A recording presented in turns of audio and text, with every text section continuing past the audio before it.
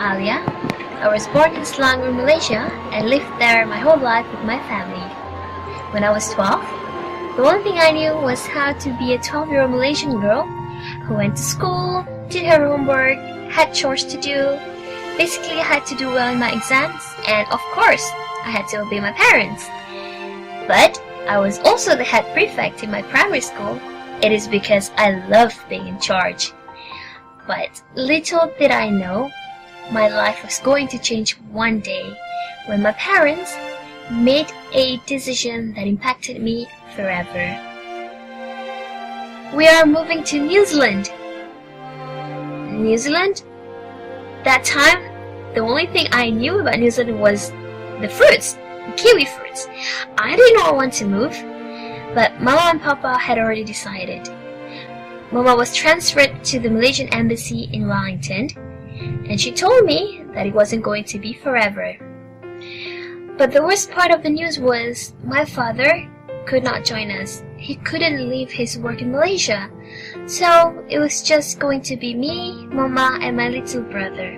It was very hard for me, not just because I had to say goodbye to everything I know in Malaysia, to all my friends, but I also had to live 1,000 of miles away from my own father. I was not excited at all. I couldn't even speak English that well that time. I remember fondly the first day I came to Wellington. When I got out of the airport, it was chilly and I immediately disliked it. And after a couple of months, I was sent to a school called Onslow College, somewhere in the suburbs. My mother worked with the embassy and was so busy, so she couldn't be home when we came back from school. So I had to stay with another Malaysian auntie after school. Her husband was my mother's co-worker. For your information, Wellington is the capital of New Zealand, but it was not as busy as Auckland, which is the trade capital. There are lots of government buildings and the parliament is there, and the Malaysian embassy was in Brooklyn, where my mother worked. She said we would be here for a while. I might as well get used to it. Well, you know, like people say, it's always easier said than done. When I was 12, like I said, I couldn't speak English properly. My English was terrible. And being in this foreign setting with a new place and with new friends, I had no one. I was alone. I couldn't understand my friends very well and they couldn't even understand me at all. Ironically, there was another Malaysian in the school who had lived her whole life abroad. So basically, she could not speak a word in Malay. Her name was Nora, and Nora was just Malaysian on paper. We were as different as two people from two countries. Nora was supposed to be my buddy, but for some menial reasons that is best to be kept out, she hated me, and it was not even my fault. On a daily basis, she would call my name loudly in class just to taunt me, just to embarrass me. And when I ignored her, she would throw pens, erasers, papers, you name it, anything that she could get her fat hands to.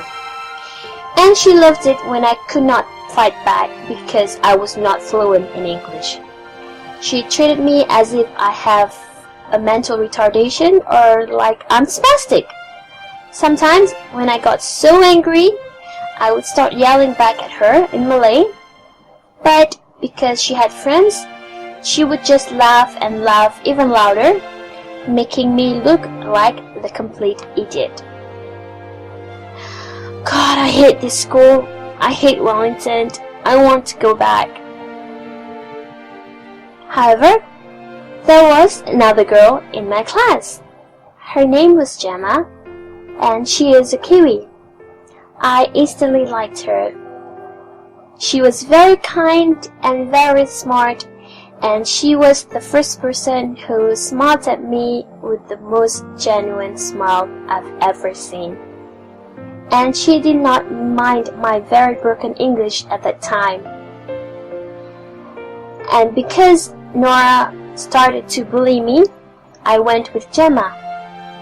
And because we were the only two people in the class that got bullied together, we stayed with each other and became good friends. And because of Gemma as well, I made more friends. And they did not mind me at all when I was trying my best to speak English. In fact, they actually helped me a lot. And not even once would they laugh when I spoke English the wrong way. And they knew that I was a Muslim, that I was Malay, but they did not make more fun of my background and culture. And one day, I decided to wear henna to school. When my friends saw it, they were very fascinated by it. They thought it was so pretty and interesting. However, when Nora saw it, she was disgusted. I guess she did not know what henna was, so she started calling me the ugly girl with the painted nails, the ugly girl with the painted fingers. And because of her constant torments and constant bullying, I realized something important. If I wanted to have a good life here in New Zealand, all I had to do was stay with Gemma and avoid Nora at all costs. And I realized that I was not alone. I thought I was, but I wasn't. I just had to make good friends who accepted me for who I really was, and friends who would help me improve my English. From that day on, I never left Gemma's side, and we instantly became best friends. My very first best friend. And we were not alone.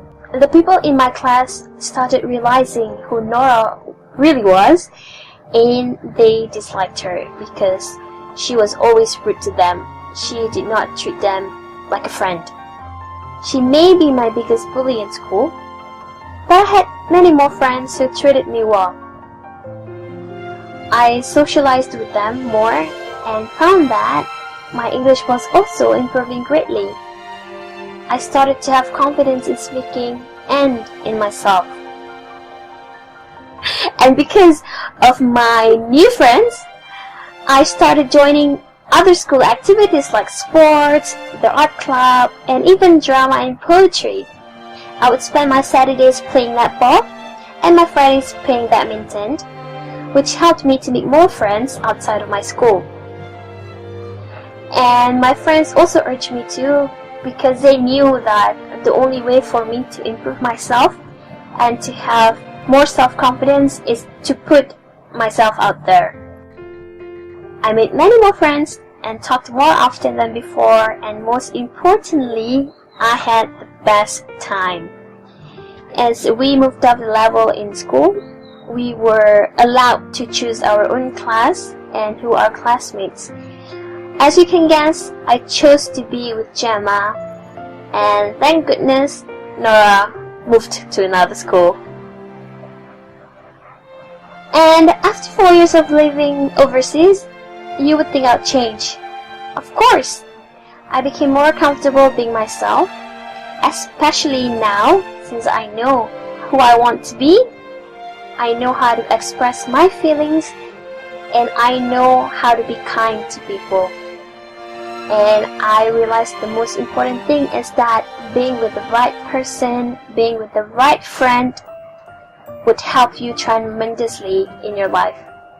I believe that if I had not met Gemma that day, I would still be Nora's victim and stayed helpless. And I also learned to avoid negative people, because negative people would only bring you down. They would make you feel bad about yourself, and before you know it, you would start feeling worthless, like you couldn't achieve anything in your life. When I was 17, after almost 4 years of living in Wellington, my mother got called back to Malaysia because her contract was nearly over. I was once more heartbroken because I had grown attached to the people here, to the places here, and I even considered myself to be a Kiwi. Before I left, I promised my friends that I would never ever forget them, that I would always cherish our memories forever. And keeping in touch was not going to be difficult. We have Skype, we have internet, and we have emails, so we could email each other whenever we missed. And after I left, Gemma told me that she got selected to represent New Zealand for a World Faces competition in Germany. How cool is that?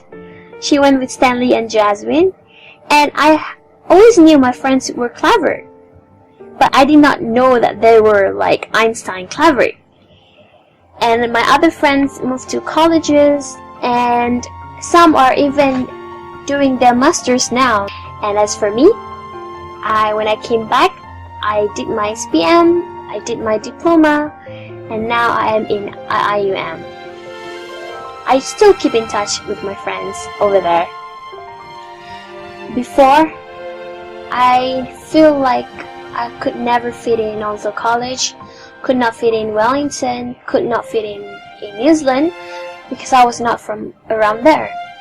I'm from Malaysia, and Malaysia and New Zealand are two different countries. And because of Nora, I had stayed miserable. I was in a very bad situation because of her negativity. And although it was just one mean person, it impacted me greatly because I let her did that to me. I let her control me. I let her bullied me. I let her stole away my voice when I should have stood up to her. But I believe that with all bad things, good things would happen.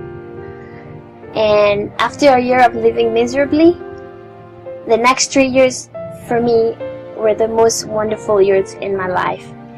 Because with the right kind of people, the ones who would support you in everything that you do, the ones who would accept you for just being who you are, I slowly changed for the better.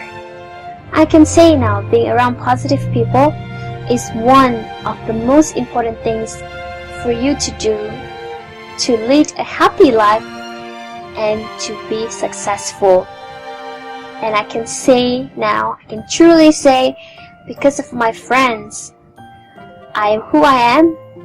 I am willing to try new things, and because of them, my self-confidence improved greatly.